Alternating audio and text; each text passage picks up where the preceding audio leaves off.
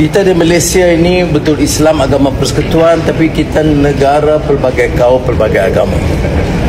Kalau kita nak pastikan negeri ini aman, kita kena jaga semua pihak. Ya, maknanya ini hari ini saya hadir. Ya, ini upacara masyarakat India. Saya bukan masuk kepada upacara agama Hindu. Begitu juga kalau Tazim Raja pergi ke kawasan masjid untuk majlis kenduri dan sebagainya, dia bukan pergi ke upacara agama Islam, tapi untuk majlis. Jadi saya terasa tak perlu nak bagi penjelasan ke peraturan ke panduan, garis panduan, tidak perlu.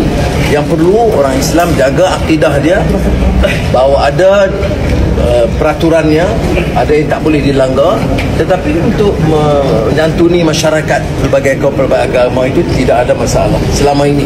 Dan saya sebagai petandanya, saya hadir pada hari ini di kawasan ini untuk bangunkan, tentulah bantu bangunkan dewannya, ya, dan juga tahu bahawa Thaipusam itu penting bagi masyarakat Hindu, dan kita bantu dari segi apa yang harus supaya masyarakat Hindu rasa dia dapat selesa jalankan amal agama dia tanpa apa-apa masalah dan gangguan.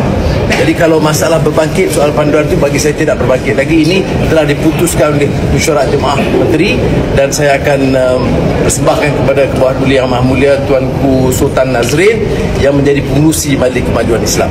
So Datuk Seri, maksudnya garis panduan itu pada pendapat Datuk Seri tak perlulah. Saya berpendapat tidak perlu kerana orang Islam tahu garis dia. Dia datang, macam saya datang hari ini, saya bukan masuk ke upacara agama. Gobin dia sering ke masjid di kawasan dia, tapi tidak ke upacara agama. Jadi kita biasa.